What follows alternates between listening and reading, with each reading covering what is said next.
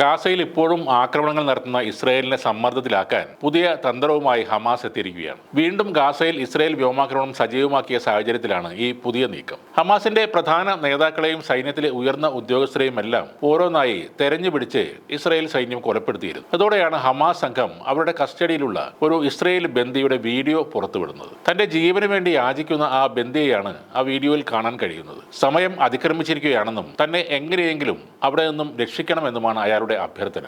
ബന്ദി മോചനത്തിലെ ചില പ്രശ്നങ്ങൾ കാരണമാണ് ഇസ്രയേൽ ഈ വെടിനിർത്തൽ കരാറിൽ നിന്നും തൽക്കാലത്തേക്ക് പിന്മാറിയത്. അതിനുശേഷം അവർ പഴയതുപോലെ യുദ്ധം തുടങ്ങുകയും ചെയ്തിരുന്നു. വീണ്ടും ഒരു വെടിനിർത്തലാണ് ഇപ്പോൾ ഹമാസിന്റെ ലക്ഷ്യം. 50 ദിവസത്തെ വെടിനിർത്തലിന് വേണ്ടിയാണ് ബന്ദിയുടെ വീഡിയോ അടക്കം അവരിപ്പോൾ പുറത്തുവിടുന്നത്. ഇതിനോട് ഇസ്രയേൽ എങ്ങനെ പ്രതികരിക്കുമെന്ന കാര്യത്തിൽ ഒരു വ്യക്തതയുമില്ല. തന്റെ ഭാര്യയെയും മകനെയും കാണണമെന്ന തരത്തിലെ യാചനയാണ് ആ ബന്ദി നടത്തുന്നത്. എൽക്കാന ബഹോട്ട് എന്ന ബന്ദിയുടേതാണ് ഇപ്പോൾ പുറത്തു വന്നിരിക്കുന്ന വീഡിയോ. അയാൾ മുട്ടുകുത്തി നിന്നാണ് ഇങ്ങനെ യാചിക്കുന്നത്. സ്ത്രീകളെയും പ്രായമായവരെയും യുവാക്കളെയും എല്ലാം മോചിപ്പിച്ചു. ഞങ്ങളുടെ കാര്യത്തിൽ എന്താണ് ഇസ്രയേലിന്റെ നിലപാടെന്ന ചോദ്യമാണ് ഈ ബന്ദി ഉയർത്തുന്നത്. ദിവസങ്ങൾക്കുള്ളിൽ ഹമാസ് പുറത്തുവിടുന്ന ഇത്തരത്തിലെ രണ്ടാമത്തെ വീഡിയോ കൂടിയാണത്. 2023 ഒക്ടോബർ 7 ഇസ്രയേലിൽ ഹമാസ് നടത്തിയ ഓപ്പറേഷനിൽ ബന്ദിയാക്കിയ വ്യക്തിയാണ് ഈ വീഡിയോയിലുള്ളത്. ആ ആക്രമണത്തിന് മറുപടി എന്ന നിലയിലാണ് ഗാസയിലേക്ക് ഇസ്രയേൽ ശക്തമായി തിരിച്ചടിച്ചത്. പിന്നീട് താൽക്കാലിക വെടിനിർത്തൽ വന്നെങ്കിലും ഹമാസ് അതിനോട് പൂർണ്ണമായും സഹകരിച്ചിരുന്നില്ല. ഇസ്രായേൽ വ്യോമാക്രമണം വീണ്ടും ശക്തമാക്കിയോടെ ഹമാസ് നേതാവ് അബ്ദുൽ ലത്തീഫ് അൽ ഖനോവ് കൊല്ലപ്പെട്ടിരുന്നു. വടക്കൻ ഗാസയിലെ ജബാലിയയിൽ ഖനോവിന്റെ ടെന്റിന് നേരെ നടത്തിയ ആക്രമണത്തിലാണ് ഇയാൾ കൊല്ലപ്പെട്ടത്. ഇതോടെയാണ് വീണ്ടും ബന്ദികളുടെ വീഡിയോ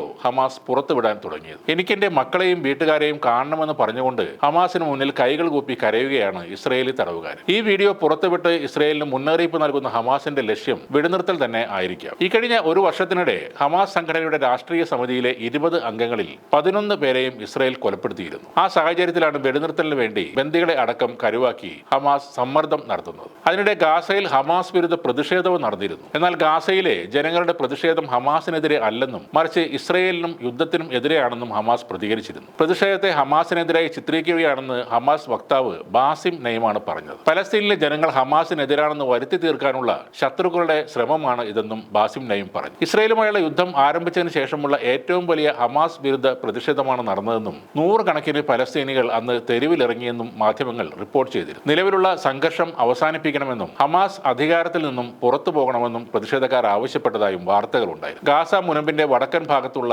ബെയ്റ്റ് ലാഹിയയിലാണ് ഈ പ്രകടനങ്ങൾ നടന്നത്. 2 മാസത്തെ വെടിനിർത്തലിന് ശേഷം ഇസ്രായേൽ സൈന്യം ഗാസയിൽ വീണ്ടും ബോംബാക്രമണം ആക്രമിച്ചപ്പോഴാണ് ഈ പ്രകടനം ഉണ്ടായത്.